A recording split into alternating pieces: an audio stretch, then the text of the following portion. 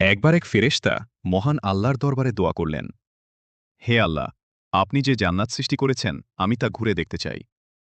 আমি দেখতে চাই আপনার তৈরি জান্নাত আসলে কতটা বিশাল। আল্লাহ তাআলা সেই ফেরেশতার ডানায় এত শক্তি দান করলেন যে তিনি পূর্ব থেকে পশ্চিম পর্যন্ত অনবরত উড়তে শুরু করলেন। উড়তে উড়তে হঠাৎ তিনি জান্নাতের মাঝে এক অতি চমৎকার ও বিলাসবহুল প্রাসাদ দেখতে পেলেন। সেই প্রাসাদের সৌন্দর্য দেখে তিনি মুগ্ধ হয়ে গেলেন। সেখানে তিনি এক হুরকে দেখতে পেলেন যিনি এতটাই রূপবতী ছিলেন যে ফেরেশতা অবাক হয়ে তাকিয়ে রইলেন। ফেরেশতা তাকে জিজ্ঞেস করলেন, তুমি কার স্ত্রী হবে? হুরটি মুচকি হেসে জবাব দিল, আমি হযরত উমর রাজিয়াল্লাহু আনহু এর স্ত্রী হব। তখন ফেরেশতা অবাক হয়ে জানতে চাইলেন, তুমি কি আমায় বলতে পারো এই পুরো জান্নাত ভ্রমণ করতে আমার আর কত সময় লাগবে?